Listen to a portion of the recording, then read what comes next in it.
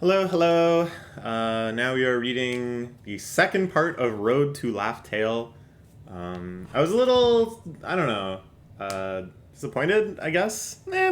Well, I thought there would be more new info, or at least like info of things that didn't happen in the last one. But it was still an interesting read, and seeing the concept art and stuff was fun. So we're gonna keep reading these, but my expectations are much more tempered. That there's not gonna be anything mind blowing. And it was confirmed, I think, by Vipav in the comments that the two things I didn't know about the name of Blackbeard's ship and the name of uh, Roger's sword were in fact things that were already told to us in supplemental One Piece stuff. So there really was nothing new under the sun. But there are going to be things that are new for me because I am not exhaustive in my hunt for One Piece info. All right. Uh, so here, One Piece next again, hinting at the final saga. And then we're going to look at the remaining emperors, the balance of the world. Ooh, a look at sword grades. That's cool. That's something, excuse me, that I've totally lost track of. How many of the different grades of swords have been uncovered. Something that Oda set up way back in chapter like I don't know, like 80 when they're in Logetown. Okay. Two emperors have fallen. Kaido and Big Mom both getting smushed. Sure, sure.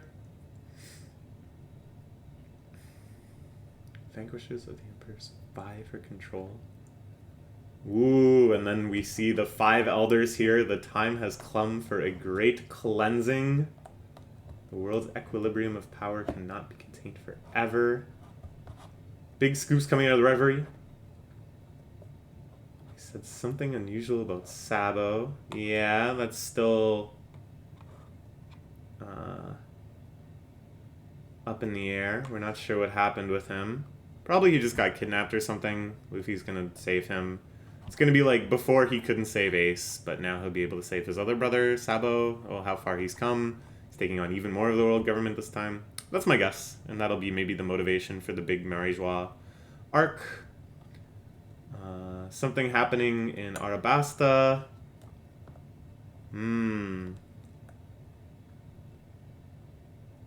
Fatality, the voting results, and attempted murder. I really hope that there's a full-on flashback to what happened in Marijois.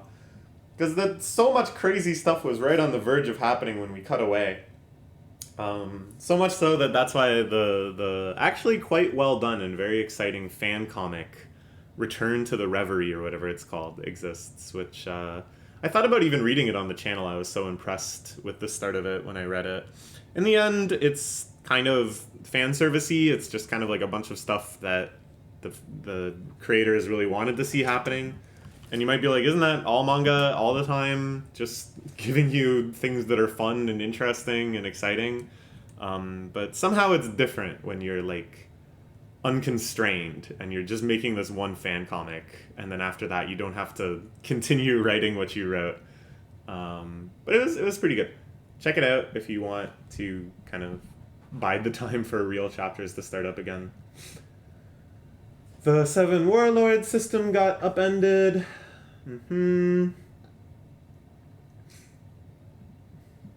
Yop yop. They don't seem too perturbed by it. Cody's heading to see Boa. The Emperors are beaten. CP0 was not ready for that. And then, of course, the remaining warlords. Blackbeard and Redhair.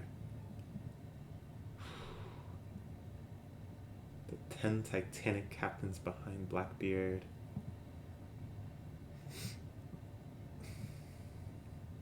So here it says their capabilities have been enhanced by stolen devil fruits. We don't know what all of them are, but we've seen a few of them in action. It's going to be so exciting to see these guys in action.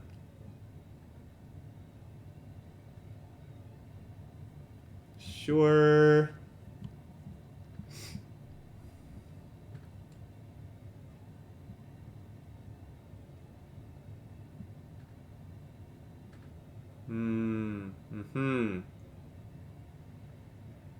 to Marie-Joie. Yeah, this is all stuff I mostly remember. Not stuff that was like front of mind for me, but it makes you wonder, like, oh, why are they bringing this stuff up in particular? It's kind of exciting. There's got to be something pretty significant with Shanks, I'm sure.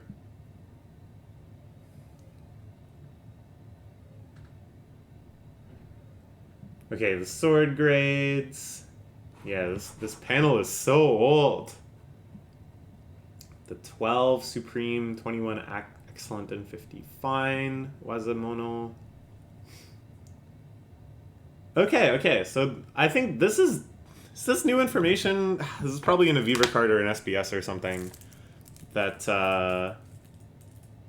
Whitebeard and Roger both had weapons in the 12 grade. Mihawk having one, we knew that. Kaitetsu one, we don't know about, but it could be on Wano. I don't know. So of the 12, we only know about 4 right now. Okay. But I don't know. There's no time in the plot to get into the other 8 necessarily. Oda was just giving him some buffer room. The 21 Excellent grade. Yeah, Wado Ichimonji, the only sword that Zoro has stuck with for the entire voyage. And the 2 that he received in Wano. He left behind Shusui because it's a national treasure.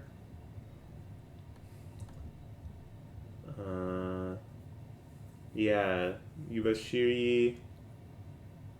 She took Setsu 3. She got in that awesome scene where he throws it in the air and sticks out his arm. Oh, Law's sword is a cursed sword. Is that true?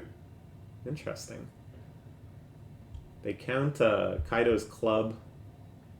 And then there's some old Wano swords that are named and probably the caliber of the graded swords, but they're just probably so ancient and off the map. Shanks' sword is called Griffin. Interesting. All these other named weapons. Wow.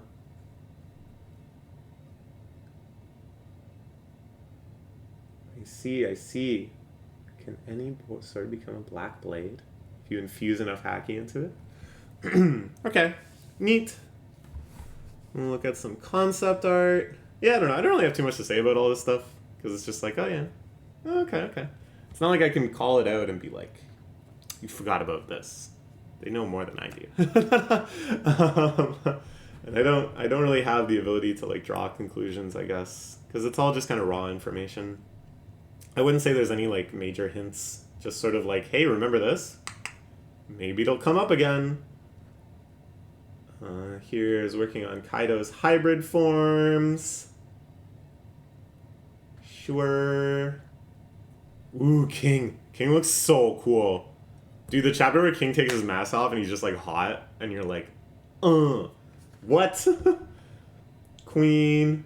Queen being a cyborg made a lot of sense. What an excellent design. Dude, when Queen starts dancing at the prison, I was like, yeah. I think that was the first moment that I was like really, really sold on Wano. Just that there would be so much personality in the villains too.